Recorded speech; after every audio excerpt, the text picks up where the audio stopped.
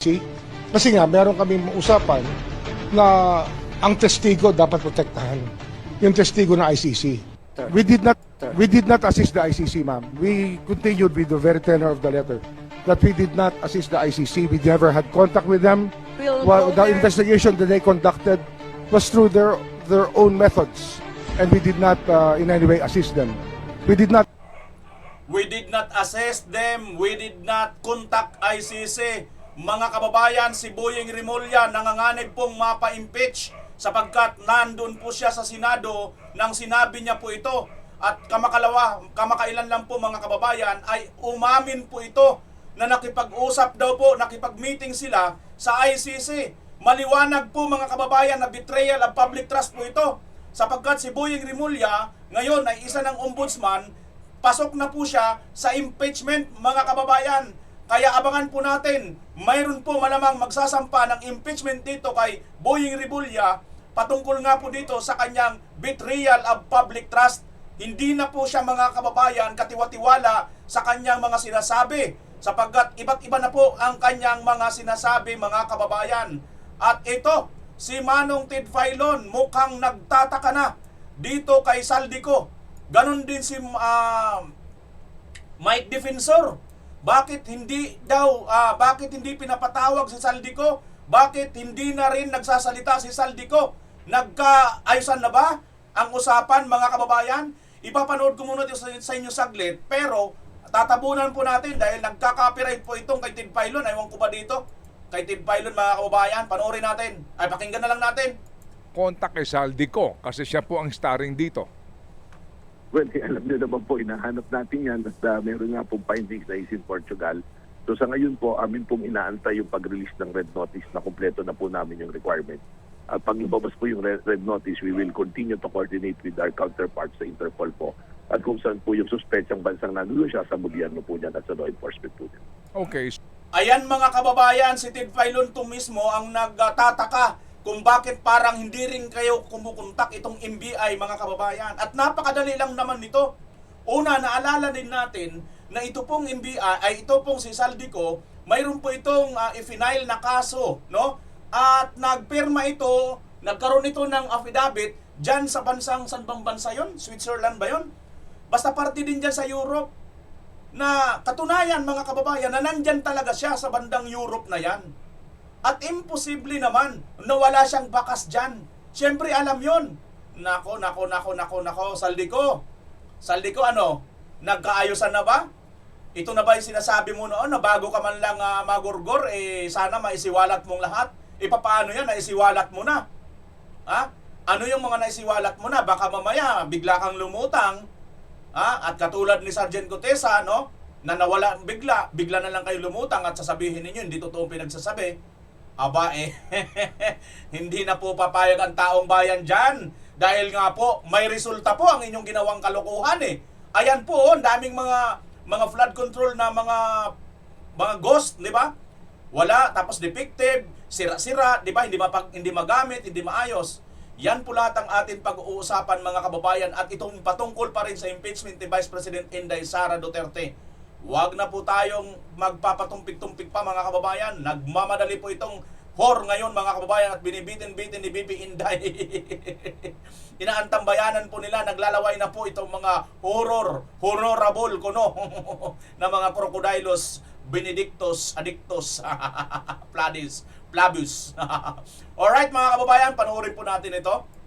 Ngayong araw na ang deadline para sumagot si Vice President Sara Duterte sa reklamong impeachment sa kanya na nakabinbin sa Justice Panel ng Kamara. 10 araw ang ibinigay ng komite para magsumite ng tugon ang bise. Para yan sa 2 impeachment complaints na idineklarang sufficient in substance and form. Ayon kay Bicol Saro, Party List Representative Terry Ridon, may hanggang matapos lang office hours ngayong Lunes para sumagot si VP sa mga reklamo. Kung hindi, mapipilitan silang pabilisin ang impeachment proceedings at lumipat na sa susunod na mga hakbang ng investigasyon. Narito naman ang sagot ng VP nang matanong kung tutugon siya sa mga reklamo.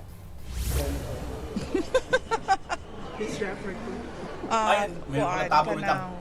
Hapit namang Monday, no? Mawato na to kung mag-file ko, dili. Ayan na. Oo. Antay na lang sila na mga tiga House of Representatives. Mga kapatid, Nikki de Guzman po. Para sa pasada ng mga rumaratsyadang balita, mag-follow at mag-subscribe na sa social media pages. Ayan, antayin natin mga kababayan kasi atat na sila dito sa impeachment labang kay Vice President Inday Sara Duterte. Oh. Tapos ngayon, ang kanilang gagawin, gusto nilang ipatanggal yung dalawang abogado ni BP Inday. Panoorin natin tong balita mga kababayan. Kung sino ang kanyang lawyers. No? Ngayon lang ako nakarinig ng circumstance na hindi pinapayagan ang respondent kung sino ang pinipili niya na lawyer. So, antayin na lang natin kung ano mangyayari. Samantala ngayong araw, March 16, ang deadline para magsumite ng kanyang opisyal na tugon ang pangalawang Pangulo sa mga reklamong impeachment. Gayunman, hindi pa nagbigay ng tiyak na kumpirmasyon si VP Sara kung maghahain sila ng kontrasalaysay bago matapos ang ibinigay na deadline. Happy namang Monday, no? Wato na to kung mag-file o dili. Antay na lang. Oo. Antay na lang sila na mga tiga House of Representatives. Bukod sa impeachment, kinumpirma rin ng Vice Presidente na mayroon ng 4 na politiko ang lumapit sa kanya para makasama sa kanyang senatorial slate sa 2028 elections. May mga lumalapit na ba sa'yo na magpa-line up for your senatorial slate sa 2028? Meron. Pila So sila? how are you considering them, Vice? Allergic ako sa mga politiko ngayon. So, i-consider lang nila ako. So mga ilan sila VP na lumapit, including Attorney Guanzon? 4 na. Muli ring nabanggit ni VP Sara sa interview ang tungkol sa kanyang nirecruit noong nakaraang taon para tumakbo bilang running mate niya sa 2028 national elections. Ngunit hanggang ngayon Ayan mga kababayan, alam niyo po ba, si Atty. Rowena Guanzon ay nauna na nating nahulaan noon na maaaring siya yung kunin na Vice President ni Vice President Inday Sara Duterte sa pagtakbo niya mga kababayan. Tingnan niyo po ito ha, mayroon pong post dito patungkol nga po sa kay Vice President Inday Sara Duterte. Oh. Mayroon po tayo nakita dito. Ay ni Atty. Guanzon mga kababayan. Mayroon akong nakita dito, i-share ko yan eh. Ito ba 'yun? Ito ba 'yun? Tingnan nga natin. Ayan oh. PDP laban Senator Robin Padilla, especially back Attorney Guanzon in 2020. Teka lang ha. Mayroon akong nakitang post eh. May picture eh mga kababayan, may sandali ha. May picture eh. Na ipinost. Nasaan na 'yun ha? Ito mga kababayan. Ayan oh. Ayan o mga kababayan, si Atty. Rowena Guanzon, may picture na katabi ni Kitty Duterte at hawak-hawak ito ni Senator Robin Padilla. Ayun o. Sabi dito na Atty. Rowena Guanzon, siya rin mismo nag-post nito mga kababayan. Atty. Rowena Guanzon, kuha ang picture sa dahig. Thank you kabayan, mahal na mahal ko po kayong lahat. Thank you Alvin Tourism, Senator Robin Padilla. Pakuha ko na lang kay Lester, sabi niya. Senator Guanzon, sabi ni Peanut Gallery. Sure win na po tayo. Pag walang magic, sabi naman ng isang comment, no? Ayan mga kababayan, no? At itong interview ni Vice President Sara Duterte, no? Hindi kaya, no? Parang hindi kaya nadulas na si Vice President Sara. taon para tumakbo bilang running mate niya sa 2028 national elections. Ngunit hanggang ngayon aniya ay hindi pa rin nakakapagdesisyon ang nasabing individual kung tatakbo ito sa susunod na halalan. As I mentioned, noong episode ng Ibalik ang Tapang at Malasakit, nabanggit ko doon na meron akong ni-recruit last year. Does it mean na yun na rin? But hindi pa siya nag-decide kung tatakbo siya for Vice President or hindi. So, antayin na lang natin yung desisyon niya. Huwag na lang natin siya gulumin. Huwag na natin siya pangalanan kasi baka atakihin siya, sisirain yung pangalan niya. So, kabiyaan natin siya mag-desisyon. Jednet. Ayan mga kababayan. So, base dito sa inyong nakikita, di ba naalala nyo na noon, Ito kasi si Attorney Rowena Guanzon, may ano to eh, kahit papaano eh, malaki ang chance. Malaki ang chance na pupwedeng siya yung ano natin eh, maging Vice President dahil nga po sa abogada siya. At siya lang din naman, sa lahat ng mga dilawan, siya lang din naman ang hindi kumain ng tay at suka. Hindi kumain ng tay at suka sa mga lahat ng mga dilawan, di ba mga kababayan? Kaya may posibilidad, di ba mga kababayan? May posibilidad na maging okay itong si Attorney Rowena Guanzon. Kayo ba mga kababayan? Pwede ba si Attorney Rowena Guanzon ang maging Vice President, no? ng ating bansa? Para kasi lahat wala siyang tawag nito. Wala siyang sinisantol magmula kay Marcos Jr., di ba? Lahat hanggang sa kanyang mga alipures ay hindi inurungan ni Attorney Rowena Guanzon, mga kababayan. Kaya pabor ba kayo kung si Attorney Rowena Guanzon? At take note ha, sa tingin ko sa lahat sa amin mga vloggers, no, parang ako yata ang unang humula dito kay Attorney Rowena Guanzon. Tingnan nyo, puntahan nyo yung aking vlog. Di ba mayroon na ako noon vlog na si Attorney Rowena Guanzon ang maaari na ito yung kunin ni BP Inday Sara. Kasi qualified po ito mga kababayan eh. Anti-corruption talaga eh. Magmula pa kay Marcos Sr. hanggang dito kay Junior, na kabagamat kakampi siya ni Lini, si Lini ngayon humihimo na ng puwit kay Marcos. Sumasakay-sakay na ng jeep, bus, commute na tricycle, di ba? As if naman hindi na alam ng taong bayan yung style ng mga bulok ng mga politiko na kunyari makamasa, kunyari pangmasa ang ginagawa, pero hanggang pakitang tao lang pala. Sa tingin niyo kabayan, no? Ako kasi sa tingin ko lang ha, para sa akin, of course, andyan si Senator Marcoleta, Attorney Vic Rodriguez, attorney din, di ba? Lumalaban din. Galing din kay Marcos yan, lumaban din. Basta ito, lalo na mga attorney, mga kababayan, ako dyan, cool ako dyan, okay ako dyan. Kaya nga itong si Attorney Rowena Guanzon, no? Okay ito mga kababayan, okay ito para sa akin. Kayo, sa inyo, no? Kaya parang tingin ko lang ha, mukhang may mga pahiwatig na kasi. Di ba? May mga pahiwatig na. Tapos, di ba, sa mga interview, nababanggit na si Attorney Rowena. Tapos, sabi-sasabihin ni BP na hindi pa nakapagdesisyon. Pero ngayon, nakikita na ngayon na tatakbo si Attorney Rowena sa Senado. So, ibig sabihin, napakaganda na, di ba mga kababayan? Andyan na siya sa nasyonal. Pang-nasyonal naman talaga ang ni Attorney Rowena Guanzon, di ba? Ang kanyang pangalan, pang-nasyonal talaga yan. So, andyan na siya. So, okay na tayo dyan.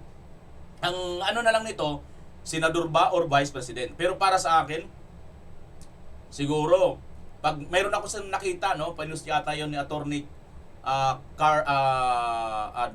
ni Dr. Carl Balita, no, na si Lini at saka si Risa ang magtatandem, president at saka vice president si Risa. Yun daw yung nakita na, tapos itatapat dito naman kay kay Vice President Sara at saka kay Rodante Marcoleta. What if kung BP Sara, Attorney Rowena, Lini at saka Risa, ang ganda. Dahil si Attorney Rowena, dati po yan na talagang makalini. Ang ganda ng laban mga kababayan. Please your bets, saan na kayo? Di ba? O sa tingin nyo, di ba? Ako para sa akin para sa akin personal ko lang naman ito.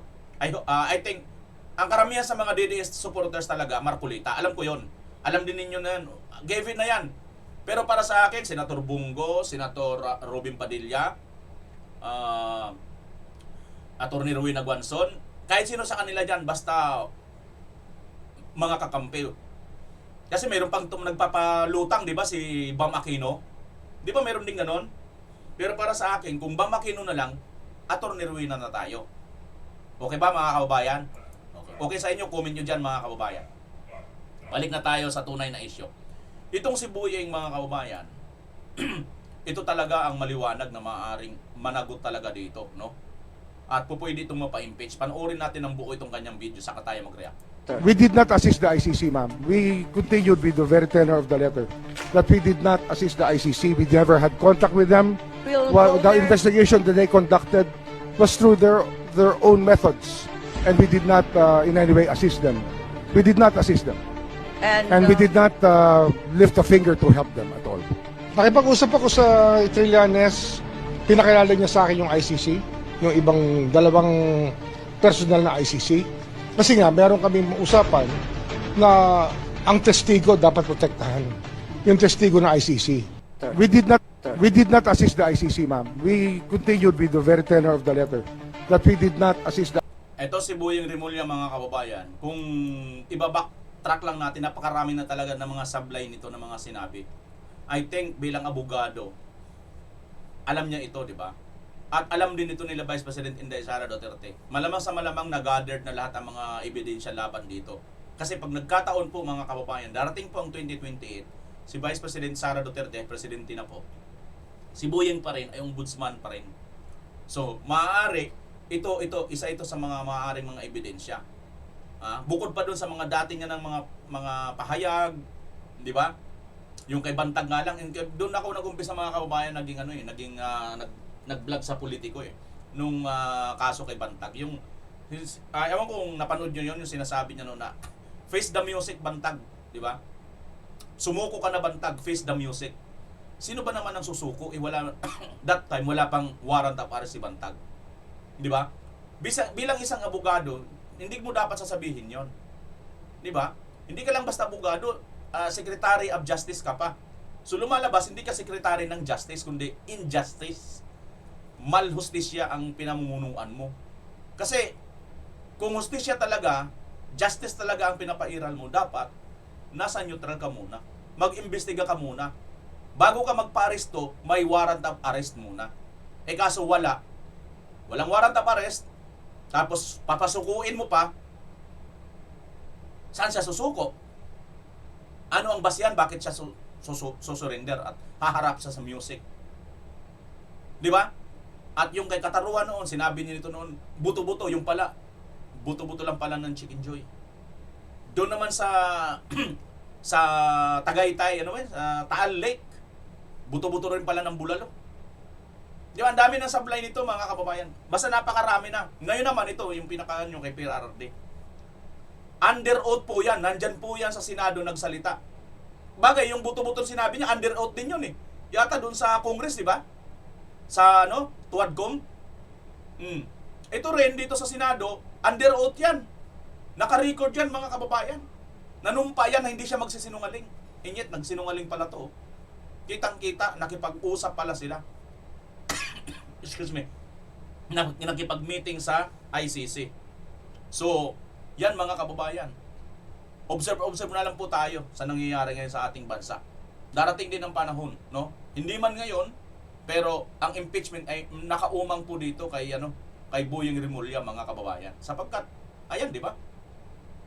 Ang marami siya mga pahayag na siya mismo kumukontra, di ba? Sige, iwanan na natin yan. Ituloy na natin itong si Manong Ted at saka itong si Saldico. Nasaan na nga ba si Saldico ngayon? Nakapagtataka, mga kababayan, sabi nga nito ni Manong Ted, madali lang naman yan Di ba? Madali lang naman yan. Government to government lang naman, bakit hindi pursige ng gobyernong ito? Nagkasundo na ba sila na Saldico? Saldico, magparamdam ka rin naman. Nagkasundo na ba? Panoorin natin. Ngayon po, amin pong inaantay yung pag-release ng red notice na kumpleto na po namin yung requirement. At pag ibabas po yung red notice, we will continue to coordinate with our counterparts sa Interpol po. At kung saan po yung suspetsang bansang nandoon siya sa gobyerno po niyan at sa law enforcement po niyan. Okay, so nung ating huling panayam po, nabanggit ko nga sa inyo, totoo ba ho talaga na may application for red notice? Ba't to ang tagal? Meron ho talaga? Meron po. Nakita ko po. Ba't ho ang tagal, mga kababayan? Mayroon daw pong aplikasyon ng red notice, pero ang tagal. Samantalang kay Tatay Digong, wala pang 24 hours. Pero dito kay Saldico, dahil napakalaki po ng pagnanakaw at sangkot dito si Marcos Jr. at si Martin Romualdez at ang iba pang mga congressman, matagal, mga kababayan. Di ba? Application for red notice, ba't to ang tagal? Meron ho talaga? Meron po. Nakita ko po mismo yung application. Meron lang po mga dokumentong hiningi at kinuha. Ang latest naging action na nga po niyan, yung cancellation na po ng DFA doon sa dalawang passport po niya. At we will follow up again. Constantly naman po pinapollow up namin yung pag-release na po ng red notice po. Okay, so red notice and then ang di ho ba ang kanyang Philippine passport ay kanselado na? Na-confirm ba talaga ng Philippine government na ito ay passport holder po ng ng Portugal? Wala po pong official na deklarasyon dyan, kaya po we are constantly coordinating with the government of Portugal po.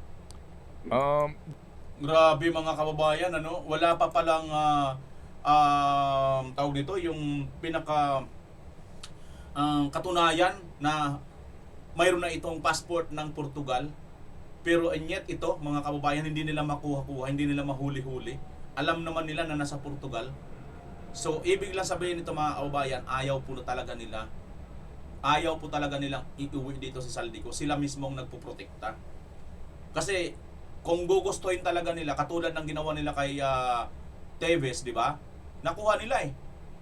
Di ba mga kababayan, nakuha nila, may red notice din yun. Hindi nila tinantana si Teves. Eto ngayon, kahit ano pang sabihin nila na ganito ganon, mayroon red notice pero hindi nyo naman nakukuha, ibig sabihin, kayo pa rin ang nagpuprotekta kay Saldico.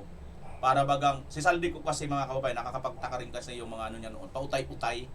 Di ba? Pautay-utay. Hindi niya na sinabing isang diretsahan, isang buhos na lang.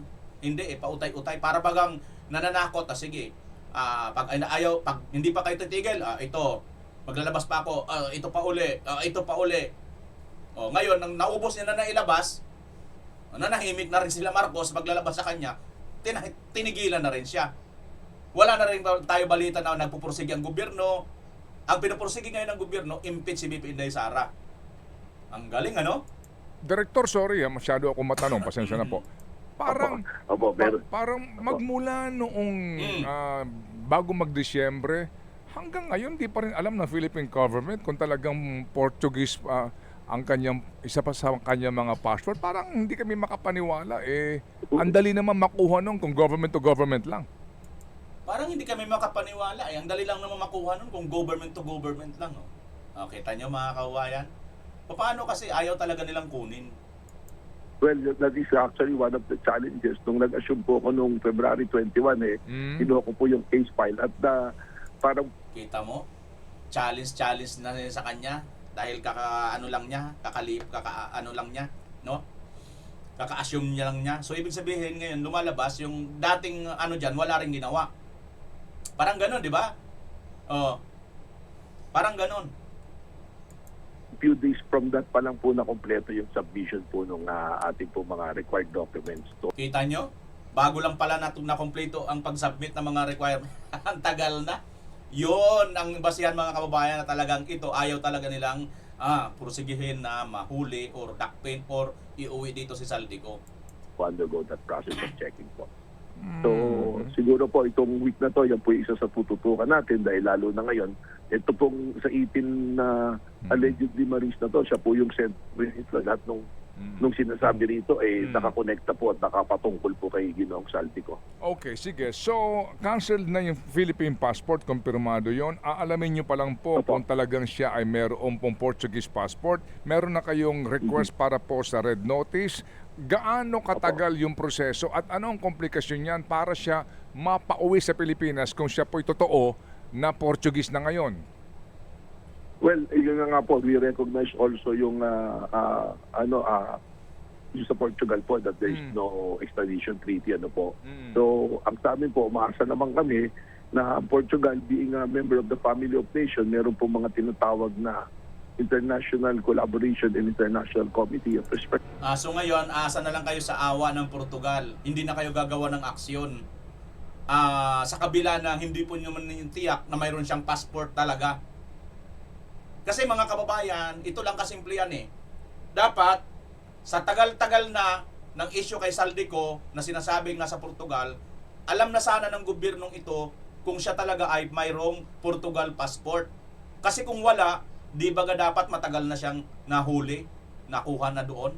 Tama, hindi. Kasi nga po, madali lang naman siya mapadeport, Pilipino siya Di ba? Ngayon, sasabihin ninyo, hindi, may passport na siya, ba't hindi niyo i-confirma?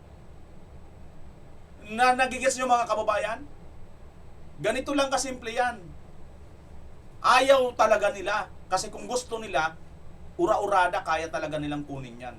Bakit? Kasi wala pa ang Portugal na passport. Sasabihin mo, Bimar, hindi pa nga confirm. Oo yan, hindi pa nga confirm. So ba't ayaw nyo confirm? Kasi pag na-confirm ninyo na mayroon talaga siyang passport, makikita na naman na wala na naman kayong kayang aksyon. Magmamakaawa kayo sa Portugal, lalabas ngayon mga kababayan. At makikita rin ngayon na walang silbi yung International Police o Interpol or yung red notice nyo na yan. Na naging masilbi yan, na naging makapangyarihan yan, noon lang kung kailan kay Tatay Digong nyo ginawa. Pero dahil dito sa mga kakampi nyo sa pagnanakaw, walang silbi ang red notice na yan, International Police, wala yan. Tama hindi mga kababayan? Di ba gano'n ang nangyari? Correct po. So we will bank on that. And siguro po paglabas ng red notice, din po mas madali pong uusad yung ating pong pakikipag-ugnayan po sa bansa ng Portugal po. O sige po, alam niyo ho, Director, sa ating panayam na ito, nabubuhayan kami sa inyong mga sinasabi na totoong sinasabi ng gobyerno na hinahanap si Saldico at gumagawa ng paraan para ito mapauwi sa Pilipinas, ha? Opo. Opo, sir. Basta po kayo. Kami po gamit na ito. Katunayan, Kuya Ted. Gusto ko munang magpahalo. Meron po akong nag-aantay lang na command conference para po dito sa amin. Alas 10 po yung yung investigation po dito sa ina-expect na darating po yung mga personalities po. Opo. O sige, so naunawaan namin. So Director, good luck po sa inyo at muli kaming tatawag para... Yun naman po, Ayan mga kaubayan, so pati si Ted Pailo naiinip na rin, naiinip na rin. Saan sila mabilis at saan sila magaling mga kababayan magtrabaho? Ito. Sa impeachment ni Vice President Sara Duterte, dito sila magaling. Dito, itong si Madriaga, kapanipaniwala sa kanila na isang kriminal, nakakulong ngayon, versus dito naman sa mga dating Marines, no? Na ito ay walang record, no, mga kababayan. Ganito po talaga no? Ganito po talaga ang ating gobyerno na itong nakaka-aywan po. Ang tawag ninyo dyan. At kaugnay na reklamong perjury na isinampa ni Vice President Sara Duterte laban kay Ramil Madriaga na nagpakilalang dating security aide ng BICE at inutusan daw na maghatid ng pera sa ilang personalidad. Makakapanayan po natin legal counsel ng BICE na si Attorney Salvador Panelo o Paulo Panelo Jr. Attorney, magandang umaga. Thank you for joining us. Magandang umaga sa inyong lahat. Unahin ko lang yung tanong tungkol sa paghahain ng tugon ni VP Sara sa kanyang impeachment complaint. Sabi niya, abangan na lang natin today. Ano ba nga abangan natin today, Attorney? Hindi po tayo miyembro ng impeachment defense team. So, wala po tayong official na masasabi tungkol dyan. Pero inaasahan po natin na mag-file sila ng sagot ngayong araw. Alright, so yan ang abangan natin sa buong maghapon. Anyway, Attorney, ulitin ko lang, na banggit na ni VP Sara na wala siya naging kaugnayan dito kay Madriaga. But ganun pa rin po ba yung ating pinaninindigan ngayon that Madriaga was never associated with VP Sara in any capacity? Oo naman.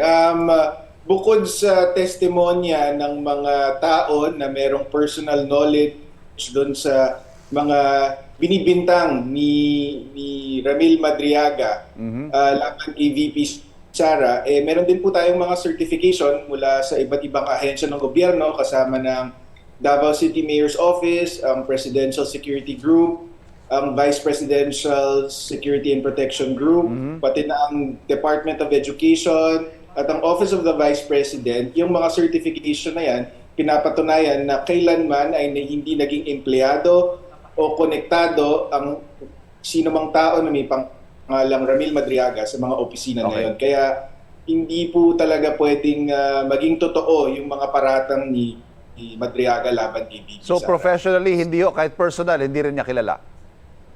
Hindi rin po. Ang only ugnayan ni VP Sara kay Ramil Madriaga ay through si Attorney Ryan Kilala, na dating Associate Dean ng San Sebastian Law, kung saan siya nakilala ni VP Sara.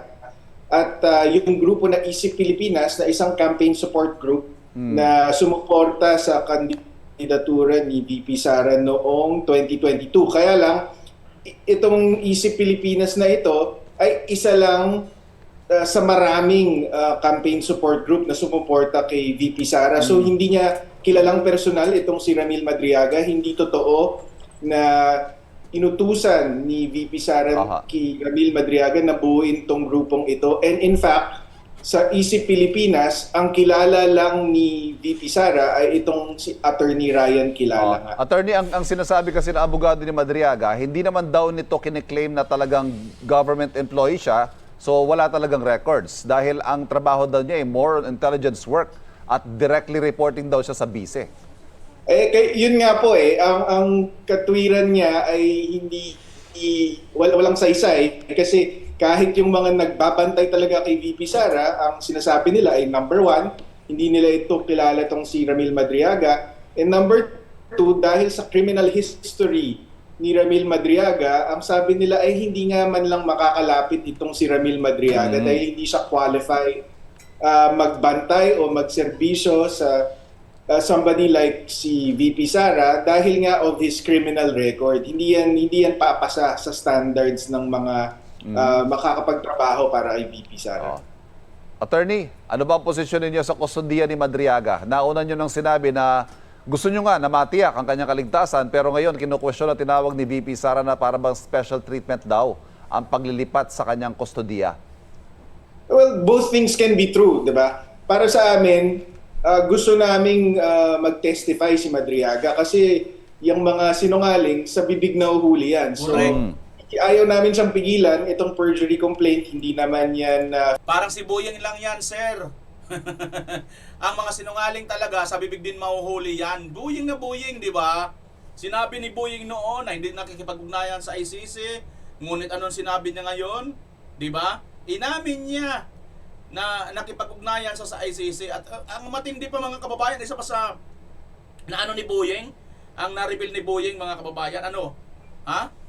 Na-reveal ni Boyeng yung picture, di ba? Naalala niyo yung picture ni sinasabi ni na noong nung panahon ng unang panahon. Nung unang panahon pa nung alaw. Final para pigilan siya, kundi para yung picture na panahon ni Tatay Digong, yung speaker pa si Lord Velasco, mamaya mga kababayan. Panagutin siya. Ngayon, yung sinabi ni VP Sara na kritisismo lang lamang yon na para bang binibigyan niyo ng special treatment to. Pero that's out of our hands really. In fact, it's out even of the House of the Representatives. Ang may final say dyan is yung korte. Yun ang magde-decide kung papayagan siyang lumipat. Ang sinasabi ho ni Congressman Joel Chue, takot daw si VP Sara sa mga nalalaman ni Madriaga. Ano po reaksyon nyo dyan? Walang katotohanan yan. In fact, matagal na namin sinasabi mula pa lang mag-file ng perjury complaint laban kay Madriaga is gusto nga namin siya mag-testify para mapakita sa taong bayan kung gaano siya kasinungaling. So hindi kami natatakot. Gusto namin siyang lumantad kasi unang-una siya lang ang makakaamin na gawa-gawa lang yung testimonya niya laban kay VP Sara. Pangalawa, siya lang ang makakaturo kung sino ang mga handlers niya. At pangatlo, pagka tinindigan niya yung testimonya niya, lalo namin siyang mababasag sa cross-examination dahil puro kasinungalingan nga ang sinasabi nitong si Madriaga. Attorney, without necessarily telegraphing your punches, ika nga, ano ba yung isang main question nyo sa something that you're itching to ask him dito sa inyong cross-examination? Actually, anything about his affidavit, we're prepared for. Alam namin na pag tinindigan niya bawat statement niya sa Madriaga affidavit, kaya naming i-prove na hindi totoo. So hindi naman walang special question dito, sir. Talagang majority of what he said, all of the relevant statements in his affidavit are false. Attorney Salvador Paulo Parela Jr., sir, thank you very much for joining us. Ayan mga kababayan, gustong-gusto talaga nila mapanagot yan si pangalan nito si Madriaga, ha? Dahil isa ito sa kumbaga nagbibida-bida, no? Na isang sinungaling na saksi. Hindi naman po yan totoong saksi, no? Tingnan nyo mga kababayan, ito yung sinasabi natin, yung kay Boyeng pa rin, ha? Pakipaliwanag. Wait lang ha, tabunan muna natin ulit kasi baka copyright tayo nito. Ted Filon. Ayan. Mga gwapo naman yung nakatabon dyan mga kababayan. Panoorin natin ito. Yung tungkol dun sa picture, di ba? Sinasabi ni Boying. Lang po, ang binabanggit nga sa statement po ni Ombudsman Remulla na yun daw pong mga ilang picture dito, no, sa kasama sa affidavit ng 18 kalalakihan ay nangyari pa noong 2020 to 2022 kung saan ang speaker daw ay si Lord Velasco, yung sinasabing deliveries ng mga maletang ito. Ano po yung reaksyon doon? Well, una sa lahat, Comte, nagpapasalamat ako dahil imbis na para bang pasinungalingan at isabing hindi totoo, ay nagkaroon ng recognition si Ombudsman Boying Remulla na nangyari yan, which is very... Mga kababayan, yari talaga si Boying dito eh. Di ba? Yan din yung kumukumpirma doon sa sinasabi ni Atty. Paulo Panilo na yung sinungaling mahuhuli talaga sa kanyang bibig. Oh, kamukha dito sa atin mga kababayan, ano, sa mga vloggers. Tayo mga organic na mga vloggers, mga Duterte supporters, paulit-ulit man natin sabihin ito, iisa pa rin ang ating masasabi. Bakit? Kasi po, hindi po ito kasinungalingan. Katotohanan lang po itong ating sinasabi. Di ba? Sila kasi may mga script yan mga yan. Ngayon si Boying, nalito na siguro sa dami na ng script. Teka, paano ba natin ito i-discredit ng mga ito? Itong gawin natin. Ayan, saka hanap niya ng paraan at butas kung paano siyang makahanap ng butas para ma-discredit itong mga ibang nagsasalita laban sa kanilang mga pinoprotektang amo, nadudulas, di ba? Yan na nga yung sinasabi na Atty. Panilo, na ang isda nahuhuli sa bibig. Important. Ngayon, O yung sinungaling pala. The timeline, actually maganda nga talagang imbestigahan dahil makita natin doon, ma-establish kailan talaga yung mga delivery. Malinaw naman binanggit niya. No? Actually, tinanong niya marami sabi niya, tanongin niyo si Mike. Kausap yan nung congressman na para doon nakipag-usap sa akin tungkol dyan. Ang sinasabi ko kung Ted, alam mo marami tayong kaibigan sa Senado, sa Kongreso. Talaga naman nagtatanong at sinasabi, ano ba yung binabanggit doon? Ano yung circumstansya? Ang katotohanan kong Ted, hindi ko talaga alam yung affidavit. Hindi ko alam yung detalye ng mga sinasabi ng ating kasundaluhan. Pero ang natutuwa naman nga ako at nagpapasalamat na may recognition na nangyari to at totoo. Kasi kung talagang i-detalye na natin lahat, and which is what is the NBI is supposed to be doing, yan na, pasukan na natin ano ba yung timeline nito. Ano pa yung ibang hawak ng mga litrato at mga video. Tapos siguro magkakaroon ng forensics kung kailan ba talaga yan. At ipatawag nila yung mismong sinasabing pinagbigyan para malaman natin yung katotohanan. Hindi ako makapag-comment kasi dun sa ito ba ipanahon ni ganito. Parang nagkakaroon ng anggulo ng politika na naman. Ako, kahit pa si Speaker Lord Velasco yan o kung sino pa yan, establish natin. Ano yung perang yan? Saan ang galing yan? At bakit may delivery? Maliwanag yan mga kababayan na sinasabi dito ni Congressman Mike Defensor, no? Na imbis na itanggi ni Boying Remulla ay inamin niya na mayroon talaga. Kaya kahon na kahon si Boying Remulla dito, nahuli talaga sa bibig ang mga sinungaling. Yan mga kababayan. Yan ang napakaganda ngayon sa ating video dahil si Boying Remulla nagangamba ang impeachment sa kanya. At ito naman si Atty. Rowena Guanzon, mukhang namumuro mga kababayan ang aking hula noon. Hula ko lang yun noon, di ba? Comment nyo nga kung sino nakapanood sa inyo noon yung sinabi ko. Marami pa nga noon video parang hindi pa natuwa sa aking sa aking sinasabi na maaari si Atty. Rowena yung kunin or maging siya yung hinililigawan ni BP Inday. Well, sa ngayon, as of now, ang napanood lang nating video na itong si Atty. Rowena dyan sa bandang Cebu, sinasabi na tatakbo siyang senador. Pero tandaan nyo sinabi ni BP Inday, hindi pa siya nakakapag-desisyon kung tatakbo pa siyang vice president. Pero malamang nakapag-desisyon na po yun. At baka nga, yan si Atty. Rowena Guanzon. Iniisip lang niya senador or vice president ang kanyang takbo. Kasi sa Senado, malamang malaking-laki na ang kanyang chance na manalo siya Di ba? Tinatansya na lang siguro niya nito kung sino ang makakatapat niya sa pagka-vice president. Sa tingin ko, kung si Atty. Rowena Guanzon napakalaking bagay na bagay kay BP Inday. Dahil si BP Inday ay anti-corruption. At siya naman ay anti-corruption din siya at anti sip-sip tae. Sip-sip suka. Kain tae, kain suka. Iyan po si Attorney Rowena Guanzon.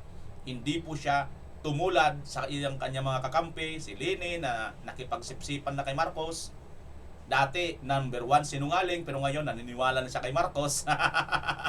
Di ba? Ang sinungaling, naniniwala sa kapwa niya, sinungaling. Alam nyo na mga kababayan, iyan po ang ating nagawang reaction video, mga kababayan. Maraming salamat, Pilipinas, as always. Bye-bye!